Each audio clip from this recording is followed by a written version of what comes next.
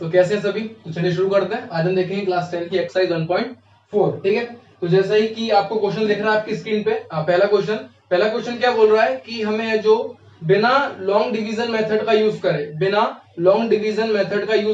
हमें जो rational number देके रखेंगे, जो किसमें होंगे, P1 Q के फॉर्म में होंगे। जाहिर सी बात, रैशनल नंबर है तो P1 Q के फॉर्म में होना ही उनको। तो बिना लॉन्ग डिवीजन मेथड का यूज करे हमें उसको डेसिमल में कन्वर्ट करना है। तो आइए चलो देखते हैं कैसे करते हैं। ठीक है, तो आपने क्वेश्चन देख लिया आपकी स्क्रीन पे। तो पहला क्वेश्चन जो चलने से पहले हम देख लेते हैं कि क्या चीज हमें रिक्वायर्ड रहेगी। जैसे कि आपने देखा होगा कि जैसे लिखा रहता था कि 23/10। क्या लिखा रहता था?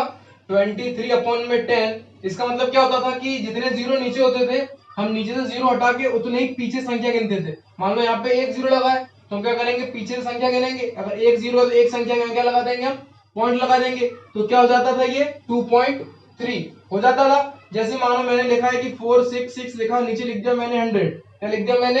100। तो नीचे कितने जीरो है? 2 जीरो है। तो क्या करना है कि पीछे से दो संख्या गिननी है और क्या लगा देना, आगे जीरो लगा देना। तो 4.66 क्लियर हुआ। ठीक है, तो ये इसी मेथड से हमें सॉल्व करना है। ठीक है, तो क्या चाहिए रहता है हमें, नीचे क्या है, या तो एक जीरो है या 2 जीरो या 3 जीरो। मींस क्या हमें जीरो की टर्म में चाहिए। अगर हम जीरो के फैक्टर निकालें, मतलब मैं 10 के फैक्टर निकालूं तो क्या निकलेगा, 2 से गया 5 बार में और 5 से गया 1 बार में। तो हमें क्या चाहिए, 2 into 5 के फॉर्म में चाहिए डिनोमिनेटर। डिनोमिनेटर किसके फॉर्म में चाहिए हमें? 2 into 5 के फॉर्म में चाहिए। ठीक है, चलो देख लेते हैं कैसे क्या सीन है। ठीक है, तो जो पहला क्वेश्चन होगा उसमें क्या करना है कि हमें किसी भी चीज का डिनोमिनेटर क्या लाना है, 2 की पावर m इंटू 5 की पावर n में। याद रखना, m कोई भी पावर हो सकती है, पर एक बात याद रखना कि जो पावर ये होगी वही पावर ये होनी चाहिए। ठीक है, अगर ये दो है तो ये भी दो होना चाहिए, तभी तो इक्वल बनेंगे। अगर पावर सेम होगी तभी तो बेस का मल्टीप्लाई होगा। ठीक है, इसकी चीज याद रखना कि क्या करना है हमें कि 2 की पावर m इंटू 5 की पावर n में होना चाहिए। ठीक है, तो पहला क्वेश्चन क्या बोल रहा है, पहला क्वेश्चन हमारे पास क्या है कि पहले क्वेश्चन बताना है कि कौन से नीचे दिए गए क्वेश्चन टर्मिनेटिंग है कि नॉन टर्मिनेटिंग है। ठीक है, तो टर्मिनेटिंग है कि नॉन टर्मिनेटिंग है बताना है। तो पहला क्वेश्चन क्या देकर रखा है, पहला क्वेश्चन में देकर रखा है कि 13/3125। अब एक बात याद रखना कि सिर्फ जब हम बताना पड़े कि टर्मिनेटिंग है कि नॉन टर्मिनेटिंग है, तो इन दोनों में से कोई भी एक अगर डिनोमिनेटर में सिर्फ इन दोनों में से कोई एक आ रहा है, इसके अलावा कुछ नहीं आना चाहिए। सिर्फ इन दोनों में से अगर कोई आ रहा है तो टर्मिनेटिंग है, नहीं आ रहा है तो नहीं है। तो देख लेते हैं 3125 का फैक्टर क्या बन रहे हैं।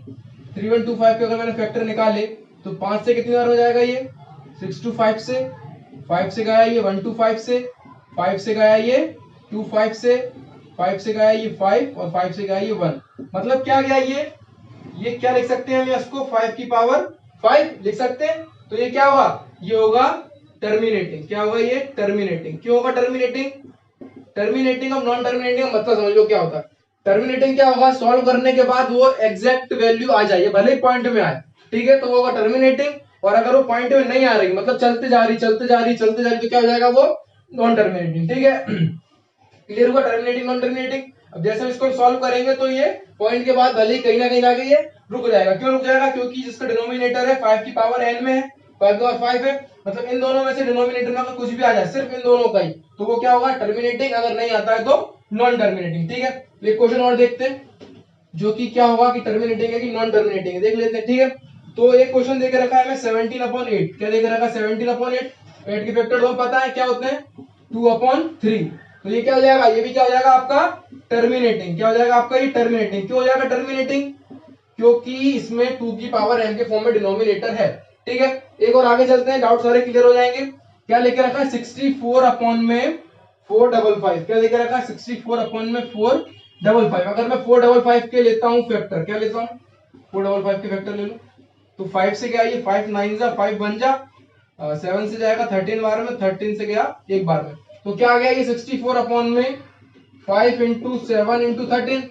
तो मैंने क्या बोला, आपने क्या समझा, मैंने क्या समझाया, सीन ये था कि जब डिनोमिनेटर में सिर्फ या तो 5 की पावर में कोई चीज है या फिर 2 की पावर में, तो वो टर्मिनेटिंग होगा। पर यहाँ तो सिर्फ एक ही 5 है, पर एक्स्ट्रा क्या है, 7 और 13 भी है, तो ये क्या हो जाएगा आपका नॉन टर्मिनेटिंग। ठीक है, ये आपका क्या हो जाएगा, नॉन टर्मिनेटिंग। क्यों हो जाएगा? क्योंकि ये जो फैक्टर है 5 के अलावा भी इसके फैक्टर है, कौन कौन से, 7 और 13। ठीक है, क्लियर हुआ। ठीक है, ये सारे क्वेश्चंस इसमें एक ऐसे ही एक क्वेश्चन देख लेते हैं, ये थोड़ा अलग था। क्या था वो था 6/15। अब आप बोलो बताओ कि क्या टर्मिनेटिंग है कि नॉन टर्मिनेटिंग है। चलो देख लेते हैं। 15 को अपन क्या लिख सकते हैं, 15 को लिख सकते हैं हम 3 इंटू 15। 15 को ये लिख सकते हैं ना, थोड़ा खिचड़ी पक गई। ठीक है, 15 लिख सकते हैं हम 3 इंटू 5। क्या लिख सकते हैं 3 इंटू 5। अब हमने क्या देखा था कि जो डिनोमिनेटर या तो 5 के फॉर्म में या फिर 2 के फॉर्म में हो, और यहाँ पे क्या आ रहा है 3 भी आ रहा है, तो टर्मिनेटिंग है कि नॉन टर्मिनेटिंग। ये क्या होगा, ये टर्मिनेटिंग होगा। क्यों होगा टर्मिनेटिंग, चलो देखते हैं क्यों होगा। क्योंकि 3 से ये कट गया कितनी बार में, 2 बार में, तो ये क्या आ गया 2 अपॉन में 5। तो नीचे डिनोमिनेटर 5 आया कि नहीं आया, तो हमें क्या चाहिए या तो 5 या तो 2, तो नीचे क्या आ गया 5 आ गया। तो ये हमारा क्या हो जाएगा, ये हो जाएगा हमारा टर्मिनेटिंग। ठीक है, क्लियर है। तो सारे क्वेश्चन ऐसे ही आप कर लेना। ठीक है, अब हम चलते हैं सेकंड वाले पे। सेकंड वाला क्वेश्चन भी आपको स्क्रीन पे दिख रहा होगा। ठीक है, सेकंड वाले क्वेश्चन में क्या बोला है, सेकंड वाले क्वेश्चन में ये बोला है कि जो पहले वाले क्वेश्चन में टर्मिनेटिंग थे, जो पहले वाले क्वेश्चन में टर्मिनेटिंग थे, उन्हें सॉल्व करके बताओ कि वो क्या आएंगे। ठीक है, उनका आंसर क्या होगा, फाइनल डेसिमल एक्सपेंशन क्या होगा। पर उसमें ऐसा कुछ नहीं बोला है कि वो उनको लॉन्ग डिवीजन मेथड से करना है, किस मेथड से करना है, पर हम दोनों मेथड से देख लेते हैं जो आपको अच्छा लगे। ठीक है, तो जैसे कि मैं पहला ही क्वेश्चन देख लेता हूँ। ठीक है, अपने जो क्वेश्चन सॉल्व करे हमने वही क्वेश्चन हम देख लेते हैं। ठीक है, सेकंड क्वेश्चन देख रहे हैं। तो टर्मिनेटिंग थे जो क्वेश्चन, जिसमें से एक हमारा क्या था टर्मिनेटिंग, कौन सा था 13 अपॉन में 3125। ये टर्मिनेटिंग था, पता था। तो ये क्या आया था, ये हमारा आया था कि 13 अपॉन में 3125 ये था। तो इसको मैं लिख सकता हूँ, हमने क्या लिखा था इसको 5 की पावर 5। ठीक है, अब एक बात याद रखना, यहाँ पे 2 की कमी है, कमी है। ठीक है, तो मैंने क्या बोला कि क्या चाहिए हमें 2 की पावर m और 5 की पावर n चाहिए। हमारे पास 5 है तो हमें क्या चाहिए 2 चाहिए।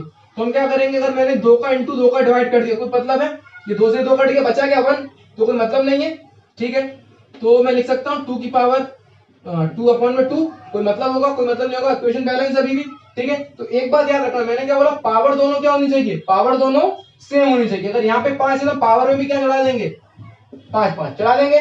ठीक है, तो ये क्या हो जाएगा हमारा 13 इंटू 2 की पावर 5 अपॉन में, मैंने क्या बोला जब पावर सेम हो तो बेस का क्या हो जाता है इंटू हो जाता है, तो क्या हो जाएगा 10 की पावर 5 हो जाएगा। ठीक है, 10 के फॉर्म में आ गया, चलो बढ़िया है। अब 2 की पावर 5 मतलब क्या होता है, 2 की पावर 5 होता है आपका 32 होता है। अब 2 का इंटू 2 से करोगे 5 बार तो क्या आ जाएगा, ये आ जाएगा। ठीक है, ये क्या होगा 10 की पावर 5, इसका आप इंटू करोगे तो क्या आ जाएगा 416 अपॉन में क्या आ जाएगा 10 की पावर 5। अब 10 की पावर कितनी आ रही है 5 आ रही है, तो पीछे से 5 संख्या गिननी है, संख्या ऊपर कितनी है 4 है, 3 है, सॉरी 3 संख्या है। कोई टेंशन वाली बात नहीं, हम क्या करेंगे आगे 2 जीरो लगा लेंगे।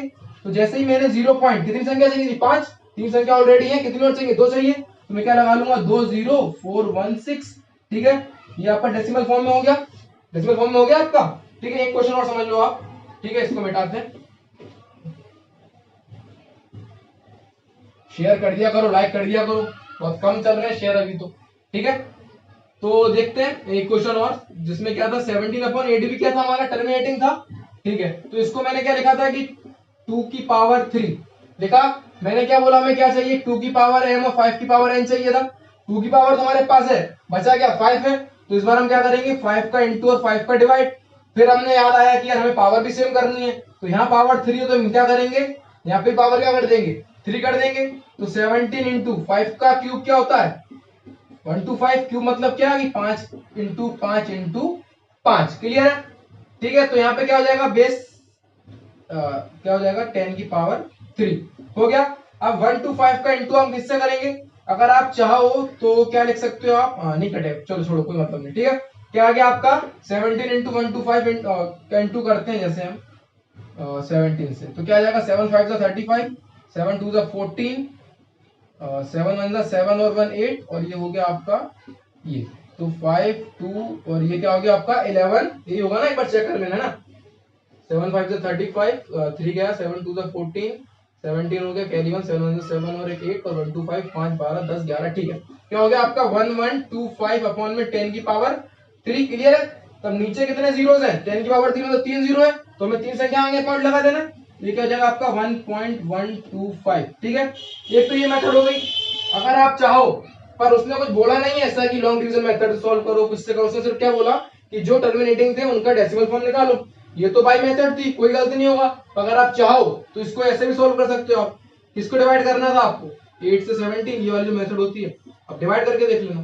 ठीक है, तो ये 2 हो जाएगा, सॉरी ये कैरी जाएगा ना, ये 2 हो जाएगा, ये क्या हो जाएगा आपका ये 2 हो जाएगा, 8 10 और 11 लिख जाएगी ना। ठीक है, आप चाहो तो इसको ऐसे डिवाइड करके देख लो तो आंसर वही आएगा। ठीक है, क्लियर हुआ?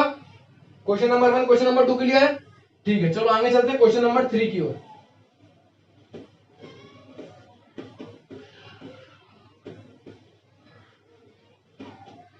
तो क्वेश्चन नंबर 3 जैसा कि आपको आपकी स्क्रीन पे दिख रहा होगा, क्वेश्चन नंबर 3 में हमें क्या बताना है कि कुछ क्वेश्चन देके रखे हैं हमें नीचे।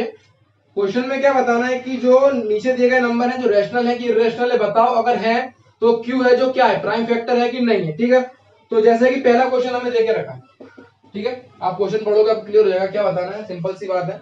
क्वेश्चन देके रखा उसमें बताना है कि जो हमारा डिनोमिनेटर होगा, डिनोमिनेटर नीचे आता है पी अपॉन क्यू के फॉर्म में जो भी चीज होती है, तो अगर वो रैशनल है तो ये बताओ कि क्यू क्या है, 2 into 5 के फॉर्म में खाली 2 है कि खाली 5 है या फिर उसके अलावा है। ठीक है, तो देख लेते हैं पहला क्वेश्चन क्या देके रखा है हमें, 43.123456789 तक दिया है।